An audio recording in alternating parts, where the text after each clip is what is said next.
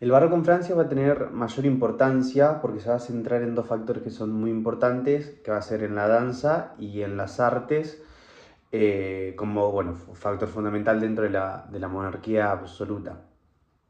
Es importante el énfasis que hace porque estos dos factores marcan la personalidad y la política que tenía el rey Luis XIV. Este rey, eh, en el transcurso de su reinado, que dura 7 décadas, transforma bastante la cultura europea. Este rey asume el trono a la edad de 5 años, cuando fallece su padre, pero hasta la edad de los 23 años no ejerce ninguna función política, digamos. Todas las decisiones políticas, todas las decisiones, del gobierno de Francia van a estar a cargo de su madre, que se llama Ana de Austria, y de la amante de su madre, el Mozambique Mazarino, que es italiano. Obviamente esto trae recontra descontento porque son dos extranjeros gobernando Francia, y bueno, se arma una revuelta llamada la Fronda. En 1661 Luis accede al trono,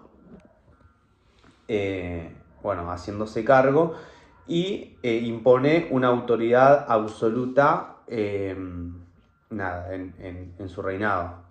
Para consolidar el poder, él va a proyectar una imagen de sí mismo como el soberano, el supremo, y va a mezclar su imagen identificándose con el dios Apolo, que bueno, es el dios del sol, el dios de la música, de la ciencia, de las artes, etc. Bajo toda esta lógica, obviamente bueno, usa el arte para propaganda suya, para propagandear su reinado, que tiene muy buena influencia realmente. Bueno, y centraliza la cultura, perdón, formando academias, danza, de literatura, de ciencia, de todo un poco, y dentro de toda esta creación de academias, digamos, reconstruye el Palacio de Versalles, que es fundamental, para este periodo. Eh, Todo va a reflejar a la monarquía absoluta, y el Palacio de Versalles, la función que cumple es mantener eh, a la nobleza obligada haciendo trabajos durante todo el año, o sea, todo el año fuera de sus tierras, lejos de su familia, etc. Bueno, manteniéndolos con trabajo, lejos de su territorio, como dije, haciendo distintos tipos de trabajo, lo que esto va a hacer que el rey tenga como un control, si se quiere, mejor o mayor, eh, de la gente, de la nobleza, para que también no se arme ninguna revuelta. O sea, los mantiene distraídos, no tienen tiempo para sus vidas prácticamente, porque se la pasan trabajando. Se va a crear un género que va a ser por excelencia el género de este periodo, que es el ballet de corte, que es una gran obra dramática y musical, obviamente, con mucho escenario, escenografía, eh, con vestuario, etcétera, en la que van a participar miembros de la aristocracia y también, bueno, bailarines profesionales. Este género se organizaba en diferentes actos. Incluía canciones para solistas, coros, danzas instrumentales, todo adaptado a cada personaje. Luis XIV, él se va a destacar como un buen bailarín, como un brillante bailarín. Desde sus 13 años se dedicaba a ser bailarín, a profesionarse como bailarín. Y esto también ayuda mucho a reflejar la imagen que él había construido, como comparado con la figura del dios Apolo, porque como él era muy bueno en esto, se decía como que él estaba encarnado de alguna forma, era la reencarnación, perdón, del dios Apolo. Eh, nada.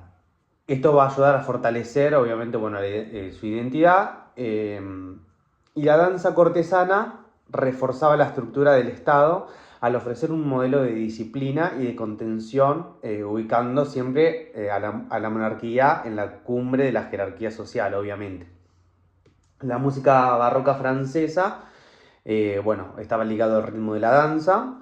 eh, bueno, que se contrastaba fuertemente con la expresividad y el virtuosismo de la música italiana de la época. Y bueno, la música de la corte estaba así organizada por diferentes estructuras, tenía una estructura que también reflejaba el Estado de alguna forma, la estructura jerárquica que tenía el Estado. Dentro de estas estructuras participaban entre 150 y 200 músicos que estaban distribuidos en tres divisiones. La música de cámara, la música de la capilla real y la música de la gran caballeriza. La música de la capilla real contaba con instrumentos encargados de los oficios religiosos, era todo un tema religioso. La música de cámara, bueno, era el conjunto de cuerdas, laúd, claves y flauta, que estaba destinado al entretenimiento de la corte o de uso privado. Y la música de la gran caballeriza eran instrumentistas de viento metal y timbales. Y bueno, nada, las ceremonias para ejecutar o para tocar en ceremonias grandes al aire libre, bueno, desfile militar, etc. En paralelo a todo esto que acontecía, eh, se sabe que los franceses, como instrumento de cámara, preferían a la viola, pero se empiezan a crear los primeros conjuntos estables de la familia de los violines. Esto va a ser la base de lo que nosotros llamamos la orquesta moderna o la orquesta moderna que nosotros conocemos hoy día. El rey Luis XIV funda los 24 violines del rey y funda también los pequeños conjuntos de violines con 18 instrumentos para uso privado solamente. Bueno, hacia el año 1670 se empieza a generalizar el término de orquesta, bueno, para referirse obviamente a estos conjuntos estables que se formaban de violines o de familia, de cuerda, etc. Y durante 3 décadas o más de 3 décadas, la figura musical que dominaba en la corte, o como figura musical mejor dicho, era Jean-Baptiste Lully, que, bueno, nada, era de origen italiano, pero tenía nacionalidad francesa. Este músico se convierte en el precursor de la dirección orquestal moderna y también en 1670 diseña un modelo de ópera específicamente nacional conocido como tragedia musical. Eh, y nada, junto a otro director, a otro compositor muy conocido, que es Quinault, Lully estructura las obras en 5 actos. Bueno, estos 5 actos lo que hacen es entrelazar argumentos mitológicos y caballerescos con, bueno, obviamente con una intención de propaganda destinada a glorificar al rey. Funcionaba todo de esa forma. Los componentes de estas obras eran la obertura, el divertimento, el recitativo francés y los airs.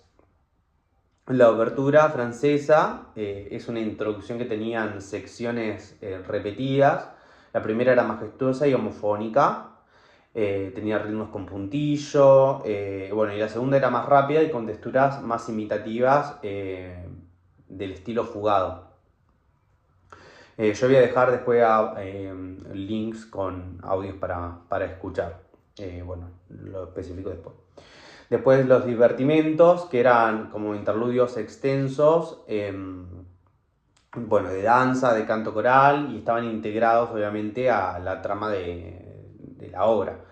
Después el recitativo francés, que acá para resolver la adaptación del idioma, este compositor Lully estudia la declamación de los actos de la tragedia hablada y por ende utilizaba compases binarios o ternarios dependiendo la poesía para respetar todos los acentos naturales que tenía la poesía francesa. Después estaban los aires, que eran canciones líricas, rimadas, silábicas y melodías contenidas. Eran bastante sencillos y no buscaban que haya virtuosismo. La verdad que se buscaba otra cosa, tenía que ser algo más accesible. En el aire o en las canciones estas también van a seguir siendo la forma que predomina en la música vocal de cámara, pero con el tiempo empiezan a aparecer también otras variantes. También aparece un compositor importante y conocido, que es Charpentier, que se destaca como uno de los compositores más relevantes de todas estas piezas.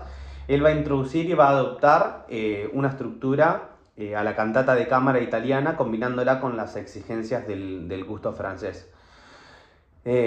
Y si seguimos con la música sacra, hacia la segunda mitad del siglo XVII, los compositores empiezan a asimilar los géneros concertantes italianos y el oratorio, pero pasados por el filtro estilístico de la ópera francesa, obviamente.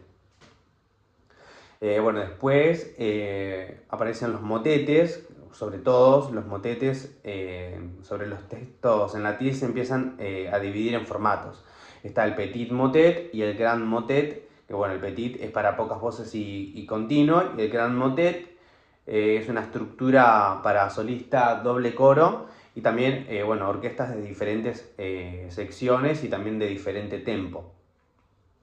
También durante la primera mitad del siglo XVII, el laúd es uno de los instrumentos solistas que va a predominar en Francia, pero a lo largo de todo este siglo el clavecín como que lo va desplazando un poco y va asimilando también gran parte de todos los recursos estilísticos de este instrumento.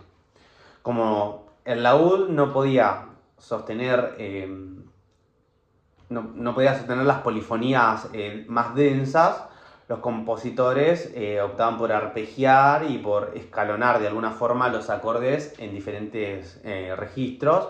Y esto lo que hacía era que la gente termine imaginando o reconstruyendo, mejor dicho, la continuidad de todas las voces. Y como último tenemos la música de danza. Las danzas constituyen la base del repertorio para laúd y clave y se trataba de composiciones abstractas basadas en los ritmos de los bailes. Esta música de igual forma no era para bailar, era música para disfrutar, para escuchar. Yo dejo también videos de estas referencias y los compositores franceses solían agrupar a estas danzas en una estructura que se llamaba suite, que los movimientos tradicionales de la suite son la alemanda, el cobrante, el sarabande y la giga. Obviamente a esta forma se le podía agregar otros movimientos como la chacona, la gavota, el minueto, etc. Pero las que predominaban eran las primeras que mencioné, las primeras 4 que mencioné. Yo voy a dejar también un ejemplo donde van a aparecer las primeras 4, que es la suite número 3 de la menor de Jacquet de Laguerre. Nada. Eso es todo, perdón por la toma del teléfono, pero no tenía dónde apoyar y nada, borré un par de aplicaciones y pude resolver lo de grabarme, así que